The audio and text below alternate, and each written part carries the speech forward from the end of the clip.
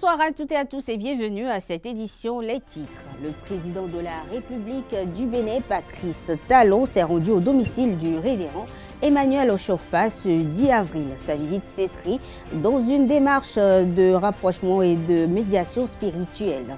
En visite officielle au Bénin depuis hier mercredi, le président du Parlement panafricain a été reçu par son homologue du Parlement béninois. Les raisons dans cette édition. En Tanzanie, le chef de l'opposition, Tundu Lissu, est inculpé pour trahison selon son avocat. Nous y reviendrons dans cette édition.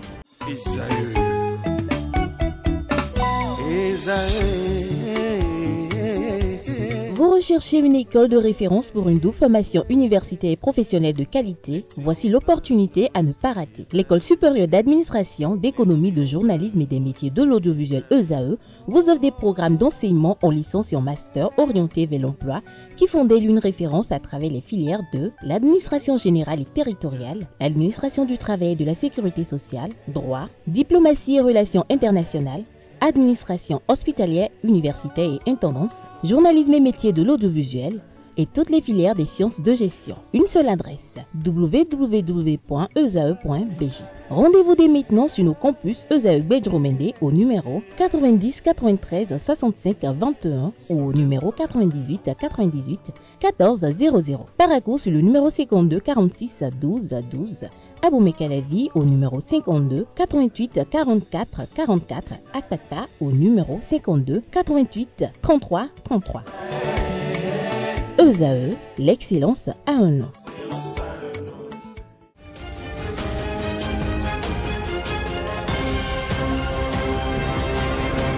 Bonsoir à nouveau. Le président de la République du Bénin, Patrice Talon, comme je l'annonçais, le chef de l'État, était au domicile de son éminence, le révérend pasteur Emmanuel Oshofa, leader spirituel de l'église du christianisme céleste, ce jeudi 10 avril à Porto Novo. C'était dans le cadre d'une visite de courtoisie.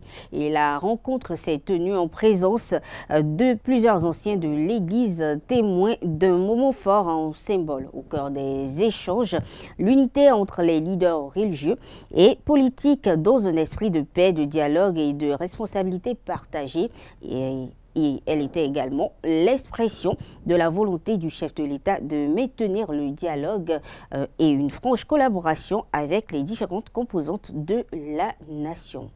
Le président du Parlement panafricain est en chantier et en visite officielle au Bénin depuis ce mercredi 9 avril. Il a été reçu par son homologue du Parlement béninois, Louis Vlavonou. Il faut noter que cette visite s'inscrit dans le cadre du renforcement des liens interparlementaires entre les États membres de l'Union africaine. Et elle intervient à la veille de l'ouverture d'une nouvelle session parlementaire de l'Assemblée nationale béninoise. Elle intervenait à la veille de l'ouverture de la session parlementaire de l'Assemblée nationale. Sa présence à nos côtés à l'occasion de l'ouverture de la première session ordinaire de l'année 2025 est un symbole fort de vitalité de notre diplomatie parlementaire et de la crédibilité dont jouit aujourd'hui le Parlement béninois pour le continent, pouvait-on lire sur la page Facebook du président Louis Vlavonou. La présence du président Charoumbira au Bénin devrait être marquée par plusieurs rencontres avec des acteurs politiques et institutionnels béninois ainsi que par des échanges sur les priorités stratégiques du Parlement panafricain pour les mois à venir. Puisqu'on parlait de la première session ordinaire de l'Assemblée nationale 2025, elle s'est ouverte ce jeudi 10 avril au palais des gouverneurs de Porto Novo. Louis Vlavonou a présidé la cérémonie d'ouverture devant les députés en présence du président du Parlement panafricain, Fortune Zéphania Charoumbira, président du Parlement panafricain, comme je le disais. Dans son discours, le président Vlavonou a adressé ses civilités aux députés et aux personnalités présentes. Il a invité les élus de la nation à prendre part aux travaux dans une ambiance conviviale et sereine. Une vingtaine de dossiers inscrits à l'ordre du jour feront objet d'études durant la session. L'enjeu, c'est le Bénin et non les partis politiques ni notre humble personne, a lancé Louis Louis Lavounou, qui a déclaré ouverte la première session ordinaire de l'Assemblée nationale du Parlement au titre de l'année 2025. Il faut donc noter que c'est parti pour 3 mois de travaux au Palais des gouverneurs. On parle à présent de transformation de la noix de cajou en République du Bénin. Le conseil d'administration de la Banque d'investissement et de développement de la CEDEAO a accordé près de 6,5 milliards de francs CFA au Bénin pour la construction de plusieurs usines de transformation de la noix de cajou. Ce financement a été approuvé au cours de la 91e réunion ordinaire du conseil d'administration de la banque tenue le 3 avril dernier par visioconférence sous la présidence du Dr Georges Aguekoum, donc président de la BIDC. Notons qu'il est question de cofinancement pour la construction des 5 usines de transformation et une usine de production de baume de cajou dans la G10. Le projet s'inscrit dans le plan stratégique de développement du secteur agricole PDSA du Bénin. En Afrique, la consommation du kaolé fait partie des vices de plusieurs femmes pendant la grossesse ou des désirs de plusieurs femmes. C'est une argile qui inonde les marchés et permet la production et la consommation de certains produits locaux très prisés. Le kaolé devient une addiction pour ces femmes enceintes. En dépit du plaisir que procure le kaolé à ces dernières, nombreuses sont-elles qui ignorent ses dangers sur leur santé. La nutritionniste diététiste Christine Adjonou Adjagoudou en parle au micro de Francis Fahmi, Nasserine Fatoumbi. On suit ensemble. Le kaolin, en fait, c'est de l'argile, c'est de l'argile blanche et ça contient du silicate d'aluminium. Si on va le définir terre à terre, c'est ça. Et parlant du rôle, moi, en tant que nutritionniste, je dirais que sur le plan nutritionnel, cet élément n'apporte aucun élément nutritif à l'organisme, à ma connaissance. Par contre, sur le plan croyance, nous entendons dire, parce que je ne l'utilise pas, donc je ne peux que dire que ce que j'entends. Nous entendons dire que ça calme certaines douleurs gastriques, et notamment chez les personnes qui font les ulcères gastro-duodénales, ça calme leur crise. Certaines personnes disent que ça leur calme la nausée, surtout les femmes enceintes disent que en cas de grossesse, que ça calme la nausée. Ces personnes qui consomment le kaolin risquent de développer l'anémie. Parce que le kaolin, en réalité, on dit dans notre jargon, chélate le fer qui est dans notre alimentation. Donc, ça a une interférence avec le fer. Et donc, ce phénomène fait que les gens sont souvent anémiés. Donc, voilà le premier risque qu'on court.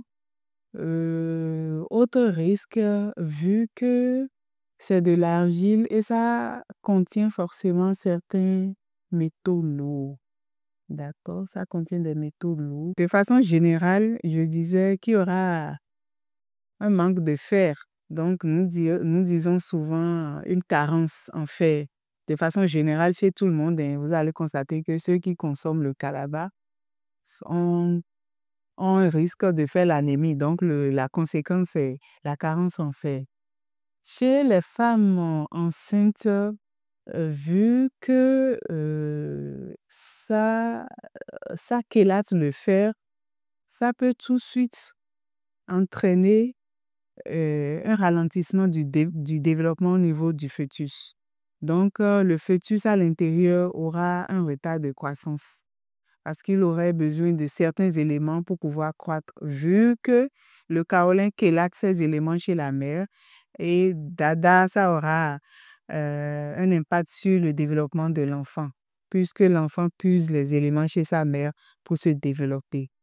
Donc, voilà ce que j'aurais à dire par rapport aux conséquences. Très simplement, que la consommation du kaolin, je répète, ne nous apporte pas quelque chose de scientifiquement prouvé. Parce qu'au départ, je vous avais parlé de calmant et j'ai envie de manger de la terre. Donc, c'est pour satisfaire quelques impulsions. Tous ces éléments ne sont vraiment pas scientifiquement prouvés. Et donc, n'a, à mon avis, aucun gain à gagner. Donc, pour ce faire, je conseillerais simplement aux gens d'éviter la consommation du kaolin. Surtout quand on est en état de grossesse, si on peut faire l'effort de l'éviter. Et en dehors de ça, il faut qu'on éduque, qu'on sensibilise assez les gens pour qu'ils arrêtent d'utiliser cette argile-là, parce que ça ne nous apporte pas grand-chose. Mais ceux qui sont déjà accros à la chose, ils peuvent le laisser, parce que tout est question de volonté. Donc, ils peuvent se rapprocher des spécialistes qui pourront quand même les aider, parce qu'ils deviennent accros. Ils peuvent les aider à surseoir à travers d'autres petits comportements qui leur seraient bénéfiques, notamment en termes d'alimentation. Ils pourront remplacer cette prise de kaolin chaque fois que l'envie vient. Ils cherchent rapidement un légume à croquer à la place du kaolin ou bien un fruit à manger à la place du kaolin. Et donc, ce changement progressif doit rentrer dans leur habitude de vie.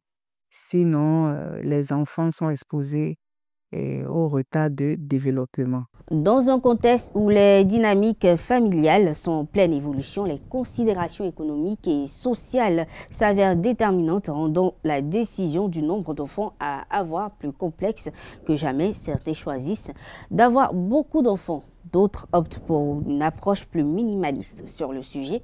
Se sont prononcés des citoyens rencontrés à Cotonou. Ils sont au micro de Francis Fahmi. Des temps de motivation, à un sonore webio, à des vidéos sur le grand temps. Le coelho, mais on est maintenant blâmé. Le DJ, le coelho, mais Dieu, et ça, il nous peut dire. Les meilleurs DJ, c'est quoi dire à temps. Vide, mina blodion. Même le blog vidéo, il y a temps quoi.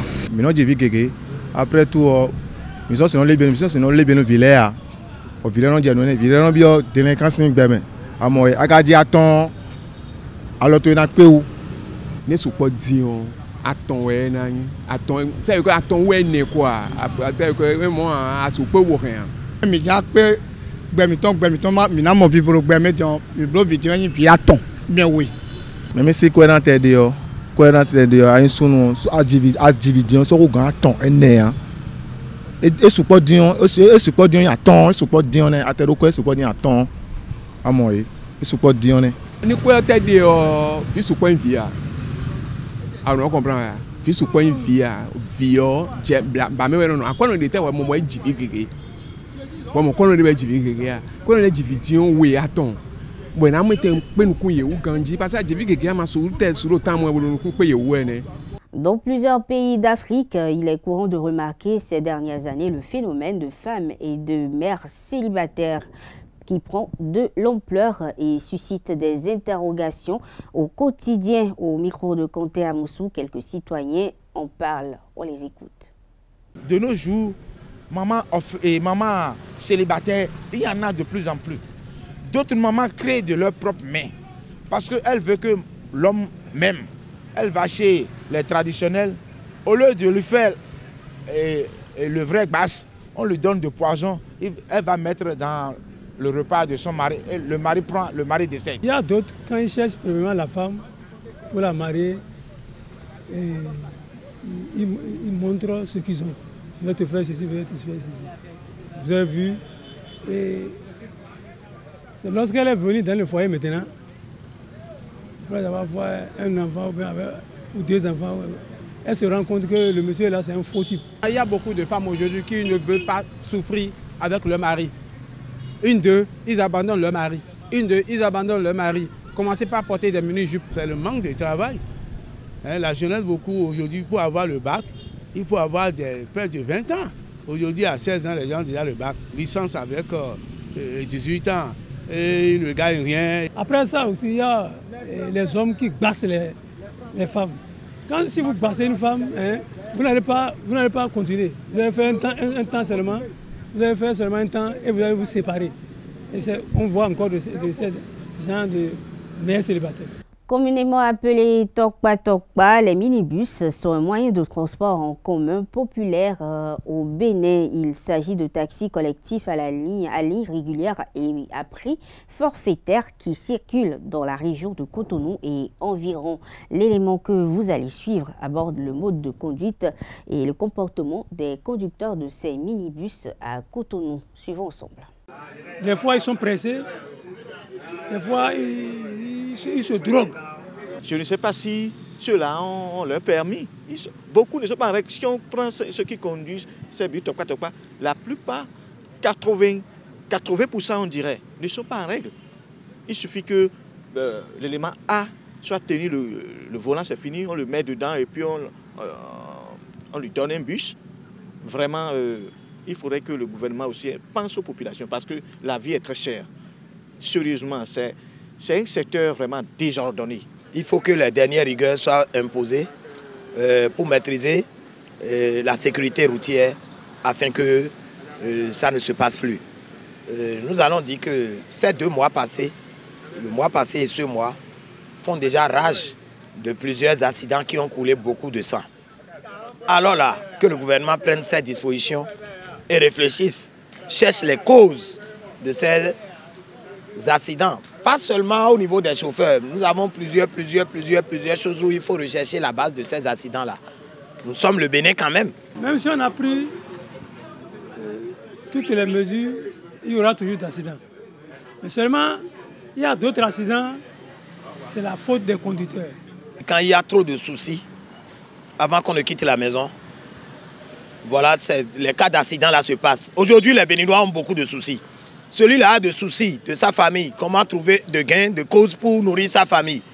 Le voilà avec ses soucis, il est au volant, conduisant tout un monde. L'accident serait le bienvenu parfois. Tout le monde court, souci. Vu tout ça, les chauffeurs de Tokpa existaient, ça fait combien d'années? Mais il y a trop de dérapages ces derniers temps. Moi, je vous dis que les résultats, c'est les soucis. Les chauffeurs ont des soucis avant de monter sur le volant. Avant, il y avait Tokpa, mais il n'y a pas trop d'accidents comme ça. Pourquoi ces derniers temps, les Tokpa font d'accidents? Mais quand le panier de la ménagère a de soucis et que le chauffeur est en souci, nous sommes au temps des examens, on chasse les enfants pour aller à la maison pour les contributions. Vous voyez qu'il y a déjà des soucis.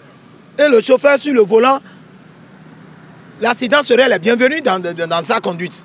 Ces usagers sont à la fois des co-conducteurs. Celui qui est au volant n'est pas le seul conducteur. Celui qui est dedans comme usager aussi est un co-conducteur. Si vous voyez certains chauffeurs a des comportements malsains, il faut en même temps parler, il faut dire non, fais pas ça. C'est notre vie qui est en danger ici. Même chose pour ceux qui prennent ZEM. Je ne peux pas être sur un ZEM qui, à chaque fois, brûle le feu. Je vais lui dire non. Je vais lui dire non, le réprimander. J'espère que ces gens de réprimande vraiment peuvent aussi corriger un peu la situation. Au centre de promotion de l'artisanat se trouvent divers artisans qui vivent de leur savoir-faire, de leur art. Au nombre de ceux-ci figurent des sculpteurs. Dans l'élément à suivre, nous vous proposons une immersion dans le quotidien de 2 sculpteurs du CPA à Cotonou. Reportage signé Francis Fahmi. Nous sommes au centre de promotion de l'artisanat de Cotonou. Au nombre des artisans qu'abrite le centre figurent les sculpteurs. Qui dit sculpteur dit une certaine dextérité dans le choix de la matière première, le bois. On utilise hydroco, on utilise l'ébène, on utilise cactus, teck aussi on l'utilise. Oui, nous achetons. Ceux qui vendent les planches là, nous payons ça avec eux. C'est un peu partout à Cotonou. Ça se trouve au marché, là où on vend, dans les scieries. C'est l'ébène qu'on utilise. Mais on peut encore utiliser d'autres bois. Mais l'ébène est mieux conseiller pour la sculpture, parce que ça a plus de valeur. L'ébène, par exemple, l'ébène n'est pas comme les autres bois. Quand tu sculptes l'ébène, les trucs là, les insectes n'arrivent pas à manger ça. Et puis ça dure. Ça peut faire même des années avant que ça ne se gâte. Raison pour laquelle on préfère l'ébène que les autres bois. Les sculpteurs rencontrés dans ce centre sont unanimes. Les clients sont pour la plupart des étrangers plutôt que des autochtones. Nous, notre travail, ça s'intéresse plus aux étrangers que les autochtones. Mais les autochtones, ils en payent.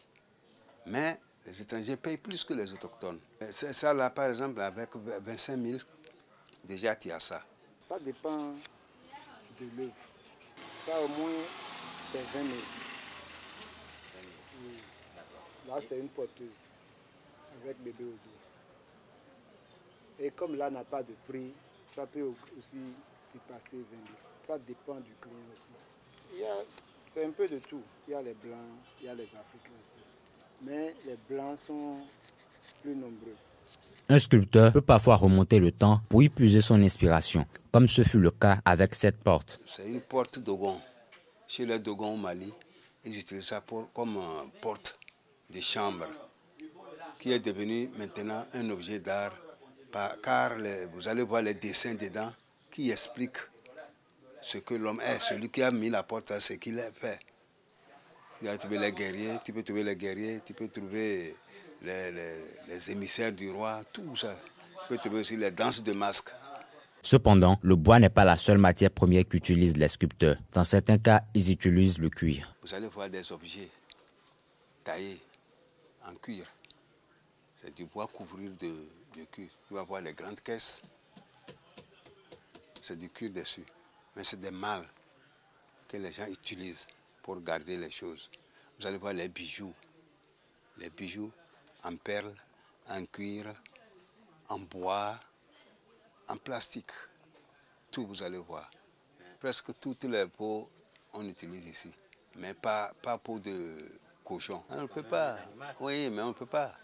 Je n'ai jamais vu enlever la peau de cochon. Ici, au centre de promotion de l'artisanat de Cotonou, les sculpteurs donnent parfois des cours ou des formations pendant les vacances. Il y a les élèves qui viennent apprendre. Des fois, ils mettent 3 mois pour faire ça. Mais ce n'est pas que tu as connu totalement. Hein. C'est à la légère. C'est en travaillant maintenant que tu seras fort dedans. Tu arrives à corriger les fautes. Dans ce centre, les sculpteurs se comptent par plusieurs et disposent de différents stands. On parle religion dans cette édition. Cette année, la période du carême chrétien catholique a démarré le mercredi 6 mars et va s'achever au soir du samedi saint, le 19 avril prochain. Une période au cours de laquelle les chrétiens catholiques observent prières et jeûnes. Plus de précision avec le père Anissé Yanvi, directeur de la communication de la CEB, au micro de Nassirine Fatoubi. Pendant le temps de carême, il est recommandé que le chrétien prie beaucoup. C'est un moment, ces 40 jours vraiment constituent un moment privilégié de dialogue personnel et profond avec Dieu. Il faut qu'il prie beaucoup, il faut qu'il pose des actes de charité et de partage. Il faut également qu'il jeûne. Le jeûne ici, ce n'est pas seulement à comprendre dans le sens du jeûne de la nourriture. D'abord, c'est clair, jeûne de la nourriture, d'accord, jeûne de la boisson, d'accord, mais aussi jeûne de la parole. C'est un moment où on doit faire un surcroît d'effort pour ne pas, par exemple, critiquer nos frères et sœurs, pour un moment où le chrétien est appelé à faire des efforts, pour ne pas perdre beaucoup de temps sur les réseaux sociaux, bavarder à longueur de journée sur TikTok, WhatsApp, Instagram, Facebook, etc. Un temps de grâce qui doit mettre à profit, où il ne doit pas calomnier, où il ne doit pas passer ou perdre beaucoup de temps dans les plaisirs éphémères, boîte de nuit, buvette, etc. D'accord. Il y a peut-être des moments d'exception qui peuvent arriver, mais surtout que le chrétien ait à l'esprit que c'est un temps où il doit faire un peu plus d'efforts pour vivre vraiment sa vie de prière, sa vie de charité et sa vie de repentance. Actualité hors de nos frontières à présent, Tundu Lissu, le président du principal parti d'opposition tanzanien, a été inculpé pour trahison, a indiqué ce jeudi 10 avril l'un de ses avocats. Il avait été arrêté mercredi 9 avril alors que la répression politique s'accroît en Tanzanie où une présidentielle doit se tenir en octobre prochain. Lissu a été accusé de trahison sans possibilité de libération sous caution et de publication de fausses informations, a déclaré Gebra Kambole, l'un de ses avocats. Autre information hors de nos frontières, l'Union européenne et les Émirats arabes unis vont lancer des négociations en vue d'un échange de libre-échange, d'un accord de libre-échange, a annoncé ce jeudi 10 avril la présidente de la Commission européenne, Ursula von der Leyen. L'annonce intervient à un moment où le bloc européen cherche de plus en plus à diversifier ses partenaires commerciaux face à un allié américain devenu imprévisible. Mesdames, Messieurs, sur cette information qu'on fait cette édition, merci de l'avoir suivi. Bonne soirée à toutes et à tous.